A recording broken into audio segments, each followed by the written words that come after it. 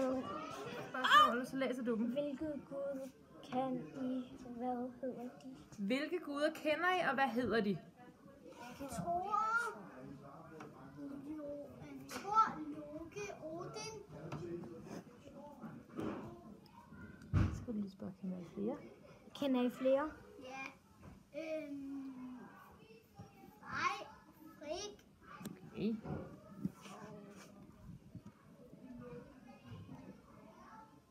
Så kender jeg ikke flere. Hvad kunne guderne?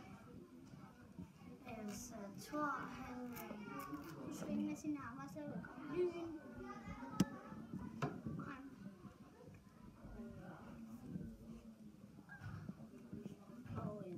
Odin, han kunne forvandle sig til alt.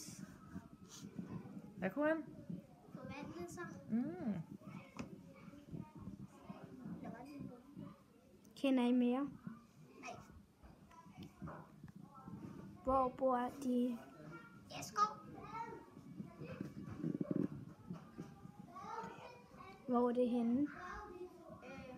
Og vi skyerne ved den der regnbue. Ved regnbuebroen. Sådan. Hvilke fjender? Hvad havde guderne?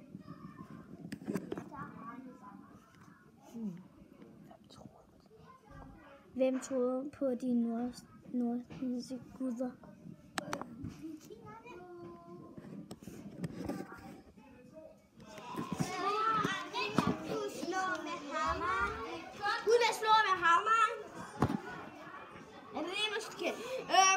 Hvor bor de nordiske guder?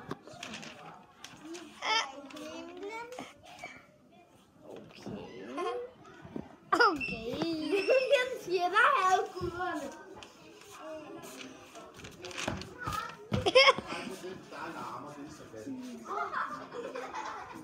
Karla. Hvilke guder kender I? Hvad hedder de? Thor, Odin. Hvad kunne guderne? Hvad er de kendt for? Og hvad guder? Hvor bor de nordiske guder? I himlen. Hvem troede på de nordiske guder? Vikingerne. Hvilke fjender havde de nordiske guder? Eller Spring over, vi ved det. skal jeg så? Det ved jeg ikke. Okay, det ved jeg ikke. Det er nogle meget mand. De her jætter. Hvem troede på de nordiske guder? Vikingerne. Okay, hej hej. Hej hej. Hvilke guder kender I? Thor, Loke. Hvad hedder de? Jeg har lige sagt, så du kan sige, hvad kunne du? Hvad kunne guderne? Har man kunne slå en lyn. Hvor bor de nordiske guder henne? Kunne de mere? Kunne de mere?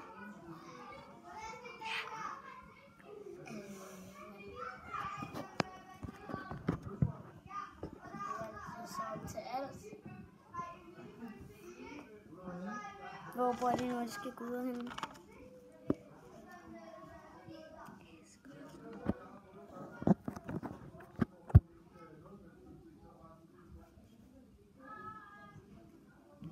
Jeg kan ikke helt huske det. Jeg kan godt sige det. Hvilke fjender havde guderne?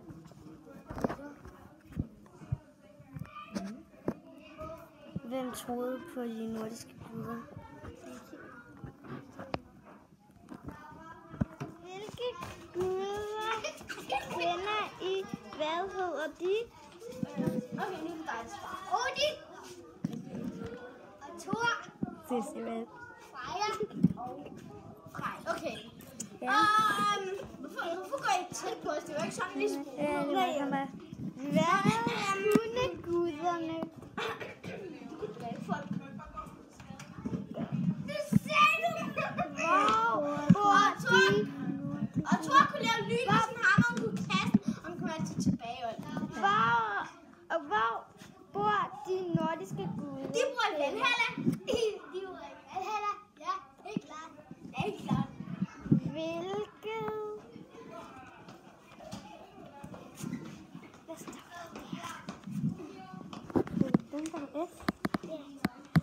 Hvilken fjender havde guderne?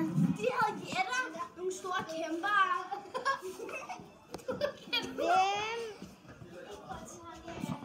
tror på de nordiske guder? Ja, det gør det! Og det gør vikingerne. Hvilke guder kender I, og hvad hedder de? Thor, Odin, Sif og Frigg. Hvad kunne guderne? Og hvad er de kendt for? Og hvad er gud? Ja. Hvor bor de nordiske guder henne? Himmel. Olga, hvad tror du?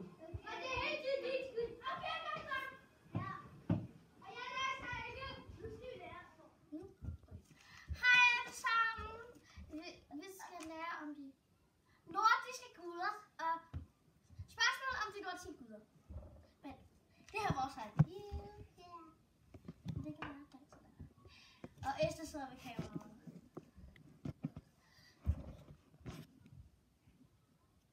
Hvilke guder kender I, og hvad hedder de? Odin, Maria, Thor.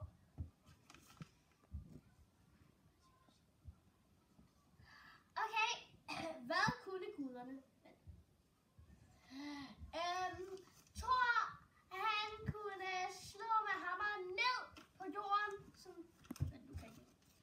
ned på jorden, og så kom der torden og lyn, og skyerne blev sorte. Og hvor bor de nordiske guder henne? I Valhalla. Hvilke fjender havde guderne? Jætterne. Jætterne. Hvem troede på de nordiske guder? Vikingerne. Vikingerne. Og det var fra cirka i 800-tallet til 1050-tallet. Så det var fra ret mange år siden. Det var næsten der, hvor slaveri begyndte. Ja. Men nu skal vi tale om kloghed. Men farvel! Jeg tror... Hvilke guder kender I? Hvad hedder de? Jeg kender Thor, Freja, Tør. Jeg kender Thor og Odin og Thor. Hvad hedder Thors far nu? Spørgsmål 2. Hvad kunne guderne? Hvad er de kendt for? Freja, hun går rundt og vasker tøj, tror jeg. Jeg ved ikke, hvad hun gør. Thor. Nej, Thor. Hold din. Er du ikke kommet? Har du ikke filmet det? Nej. Thor kan finde noget. Spørgsmål 3. Hvor bor de nordiske guder? Hvor bor de? De bor oppe i skørene, tror jeg. Asgård. Ja. Asgård.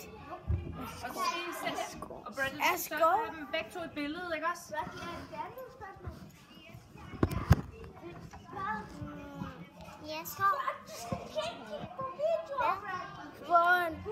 Hvor bor guderne? Det er mig. Jeskov. Ja. Spørgsmål 4. Hvilke fjender havde guderne? Orkerne. Og nogle geder. Og en slange, tror jeg. Og en konge, som der hedder...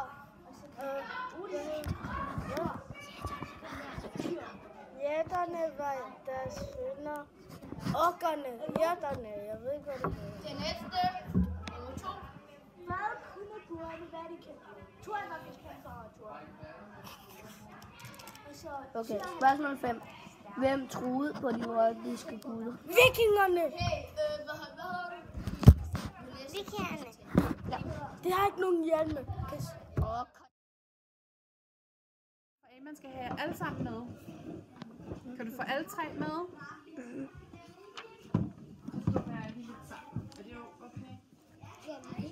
Jeg filmer dig. Her bagved. Jeg filmer nu. Okay. Filmer du mig? Så bare sid der. Kan du få dem alle 3 med, Emma? Er alle tre med? Men ting, man ikke ved. Spørgsmålet. Men han filmer lige nu. Hvilke guder kender I? Og hvad? Freja, Odin.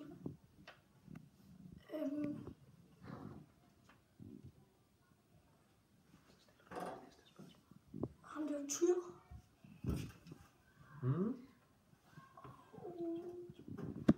Hvad kunne guderne? Hvad er de kendt for?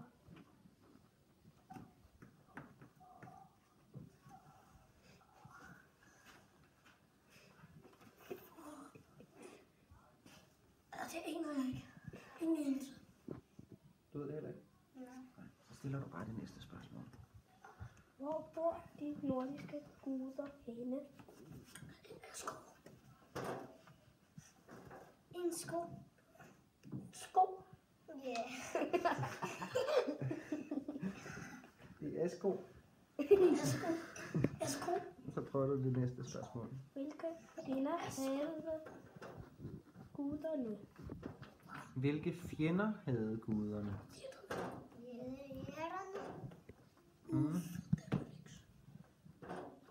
Og så kommer der et nyt spørgsmål. Hvem troede på de nordiske guder? Hvem troede på de nordiske guder? Det var guderne. Er det guderne, der troede på de nordiske guder? De troede jo på sig selv. Okay. De er jo... Hvad med menneskene? Jeg tror ikke på dem. Bare sådan nogle figurer, der leger. Men der var nogen, som der troede på dem før. No? Kom! Okay, første. Den første. Hvilke guder kender jeg? Hvad hedder de? Og Bradley, du skal bare... Hold din mund, jeg har filmet din af dem. Men vi kender Thor, Sif. Og så kender vi Odin. Og så kender vi Thor. Og så kender vi ham, der er Tyr. Og så kender vi Freja. Så kender vi Loke. Den næste. Nummer 2. Hvad kunne guderne være de kendt for? Thor er i hvert fald kendt for at tårne. Og så Tyr, han er kendt for at være stærk, tror jeg. Odin, han er kendt for at være klog. Hey, hvad hedder du? Den næste. Vanessa, du skal også tale. Jeg hedder Usai. Ja. Jeg tror, jeg kan ikke finde ud af det. Jeg har aldrig lært det. Ja, jeg kan ikke flere. Nej, du skal ikke... Orale. Du skal ikke tage video af det selv. Hvor bor de nordiske guder hen? De bor i... Nej, ikke Valhalla. Asgård? Jo, også i Valhalla. Asgård, Valhalla? Asgård og i Valhalla. Ja, der er ikke mere. Og så hvilke fjender havde guderne? Det hedder i hvert fald, hvad hedder de der grimme nogen? Jætter. Ja, det er Michelle. Jætter, det var ligesom de eneste, de havde. Der er også meget bedst. Jætter, det var ligesom de eneste, de havde. Og okay, spørgsmål 5. Hvem troede på de nordiske guder? Det gjorde vikingerne. Nej, det var alle dem i Norden. Ja, men tak for i dag. Jeg var der. Hvad kunne guderne? Den ene kunne skyde med lyn. Og den anden kunne gå på vandet. Og så kunne der også en, der kunne gå på skyerne. Hvad er de kendt for?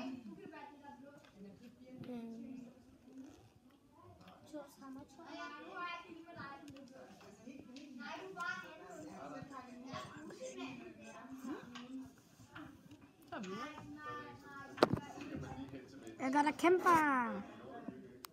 Hvor bor de nordiske guder henne?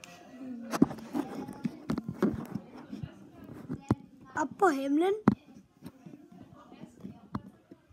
På himlen. På et slot. Og på skyerne.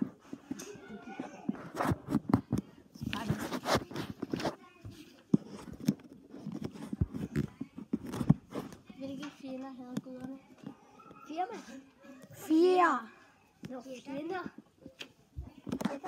Der har gået 1 minut og 50 sekunder.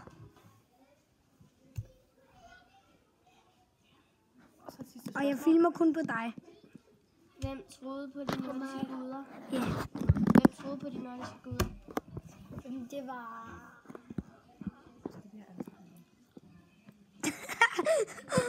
En eller anden, man kan høre, når du griner på filmen. Danskerne, tror jeg. Viking. Viking. Er det ikke viking? Vikingerne? Ja. Hvilke guder kender I? Hvad hedder de? Thor. Kender du flere? Odin. Ja. Freja. Du er en gudinde. Hvad forskel? Loke. Du er halv jætte og halv gud. Videre.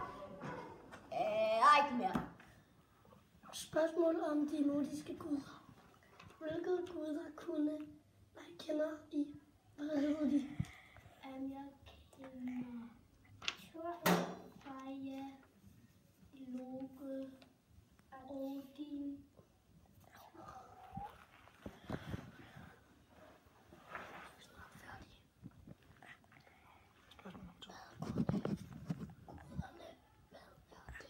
Du skal sige det højt. Kende for. Hvad kunne guderne, og hvad er de kendt for? Jeg kender for, at han har den der vogn, og at man den kan leve det der liv. Freja, hun er kendt, fordi at hun er kærlighedsguden og videnskabsguden, tror jeg nok. Og Loke er kendt, fordi at han er lidt halvt jætte og halvt gud. Hvor bor de nordiske guder henne? Det er klart, at jeg skal i nogle andre steder.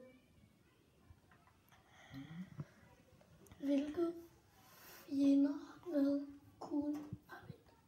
Ja, hvilke fjender havde guderne? Det eneste det var nok jætterne.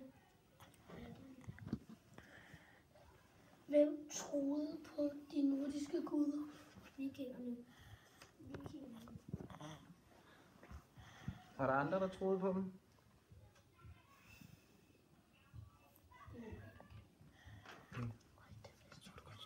Spørgsmål om de nordiske guder. Spørgsmål 1. Hvilke guder kender I, og hvad hedder de? Jeg kender Odin, Thor, Freja, Sif, Syr.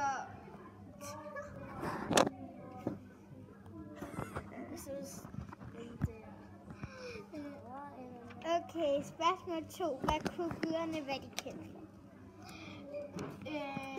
Odin han var kendt for sin klogskab og for at være lederen over alle de andre guder og for de 2 ravne, som der fløj rundt i verden. Jeg fortalte ham, hvad der skete.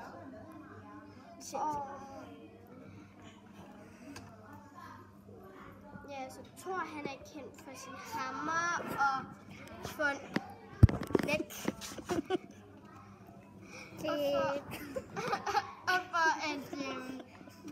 Og for at han sådan flyver rundt.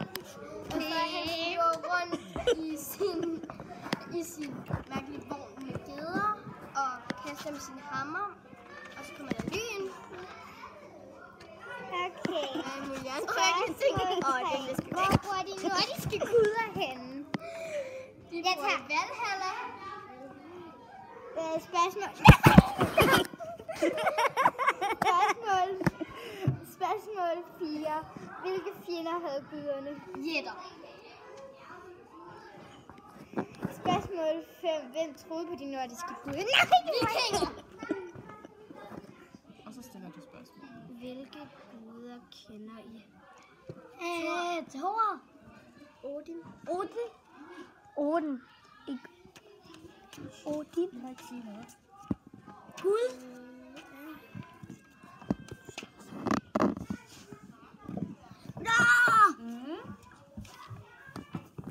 Kan I huske flere navne? Jo, jeg kan godt. Freja.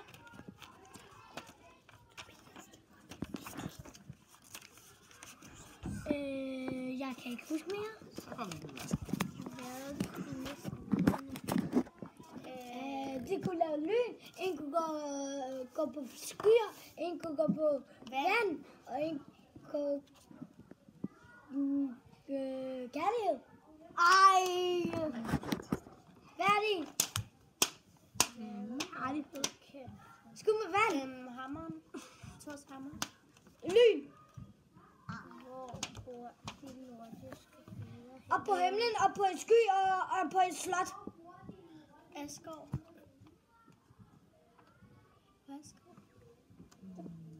Jeg har sagt det alt. Hvad hedder det? Asgård. Asgård. Der er noget, der hedder Asgård. Finder. Der er også noget, der starter med V. Hvem tror, Val. hvilken finder har Gud?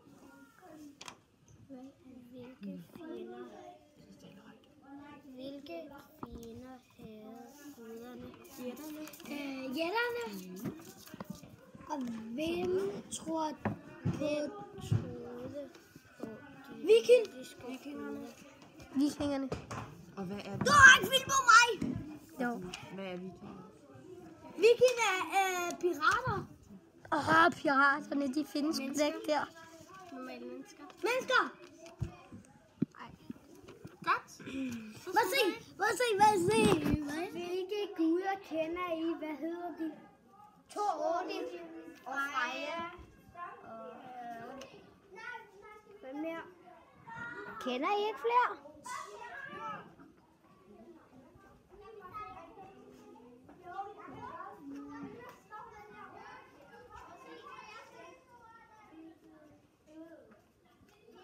Jeg kender flere. Jeg tror, jeg Hvad kunne guderne? Hvad er de kendt for?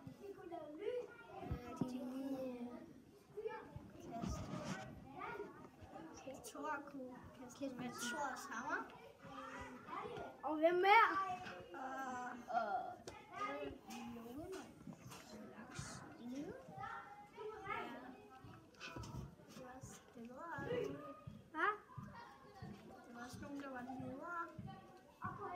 Ja, det var Odin. Hvor bor de nordiske guder henne?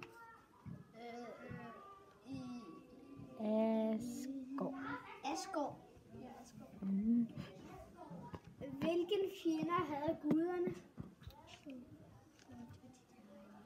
Jeg ved godt, hvad det hedder. Djævler. Djævler? Hvad fanden er det?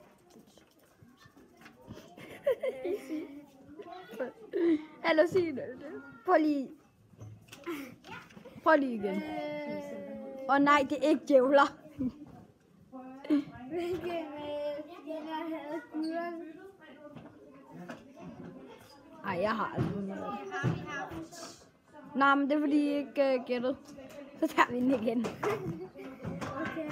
Den her video altså. Hvem troede på de nordiske guder, hvis I ved det? Vi har filmet i 2 minutter. Vi har filmet i 2 minutter. Okay. Hvilke guder kender I? Hvad hedder de? Thor, Odin og Freja.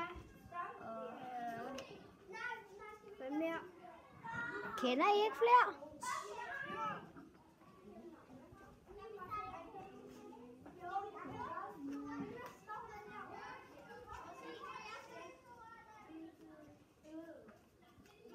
Jeg kender flere. Jeg tror, jeg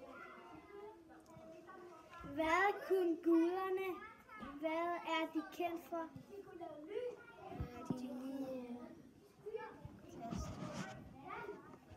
Thor kunne kaste med Thors hammer. Og hvem mere?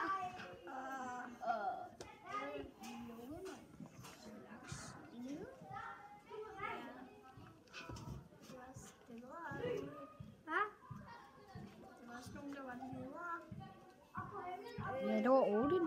Kendt for sit mod. Han stak hånden ind i Fenris ulvens mund og fik det hånden af. Vestlig op. Spørgsmål 3. Hvor bor de nordiske guder? Asgård. Halaha. Nej, Asgård. Spørgsmål 3. Spørgsmål 4. Hvor er 4? Hvilke fjender havde guderne? Jætter. Spørgsmål 5. Hvem troede på de nordiske guder? Vikingerne. Stort prut. Så mens huden er det lynet, så var det tørs der kørte over hele. Og så kunne han også alt muligt med sin hammer med, og så tager jeg lige Odin. Og Odin, han var en meget klog gud, og han var ligesom kongegud, Freja, og han havde 2 øjne der. Ørne, der fløj rundt, og sådan fløj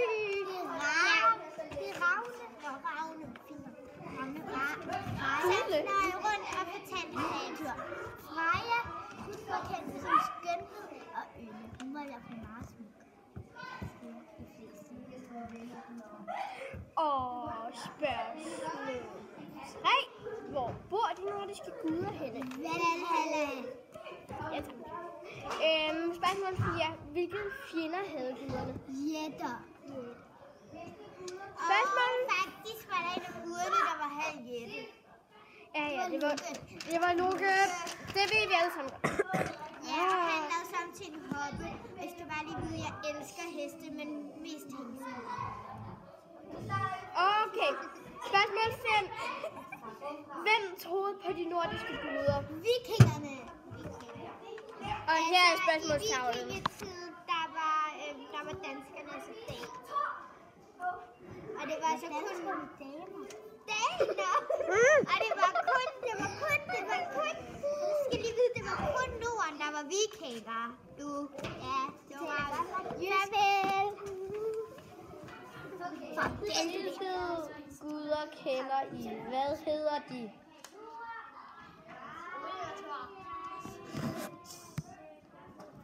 Kender I flere? Næste spørgsmål. Hvad kunne guderne? Hvad er de kendt for? De er kendt for, Thor er kendt for hammer. Hvor bor de nordiske guder? Jeg glemte altså at sige næste spørgsmål. Hvor bor de nordiske guder henne?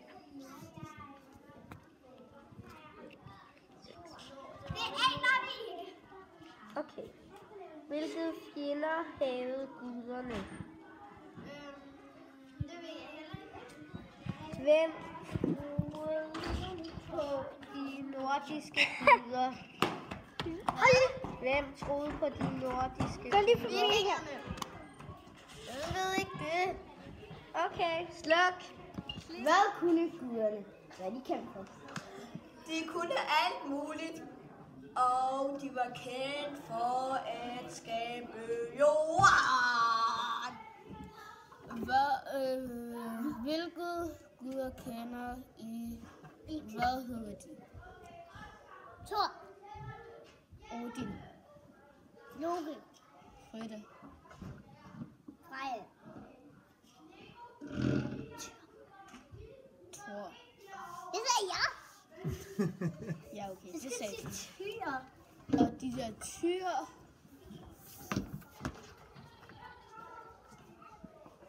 Og det var det. Hvad kunne guderne? Thor kunne lyn. Loke er kendt for sit ene øje, fordi han skulle det væk. Og det var det. Hvor bruger de nordiske guder hen? I Asgård eller sådan noget. Valhalla. Ja, Valhalla. Thor går i Asgård eller sådan noget. Jo, i Asgård. hedder spinderne på de nordiske guder? Hvad? Hvilke fjender havde de nordiske guder? Jætterne. Jætterne, ja. Så, ja. En kæmpe ko. Hvem troede på de nordiske guder? Hvem troede på de nordiske guder? Thor. Hvad mere? Vikingerne. Linnea. Vent, jeg stopper her. Hvilke fjender havde guderne? Jætter. For deres slangebiler.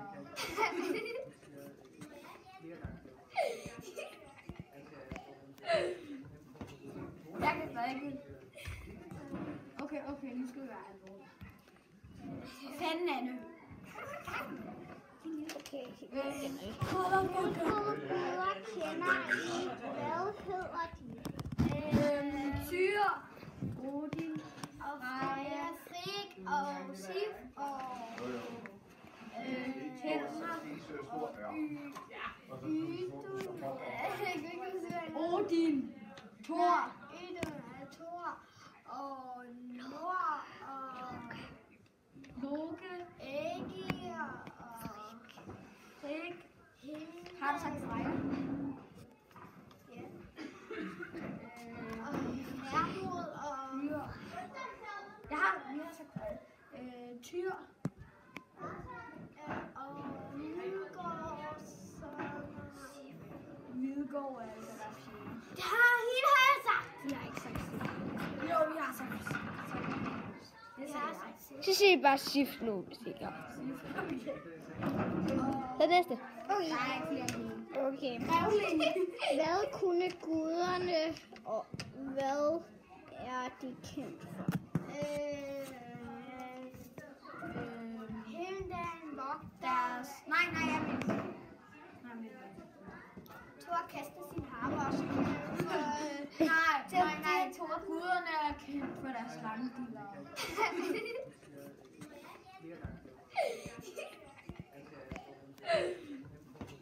Jeg kan stadig ikke. Okay, nu skal vi være alvorlige. Fanden, Anne. Okay.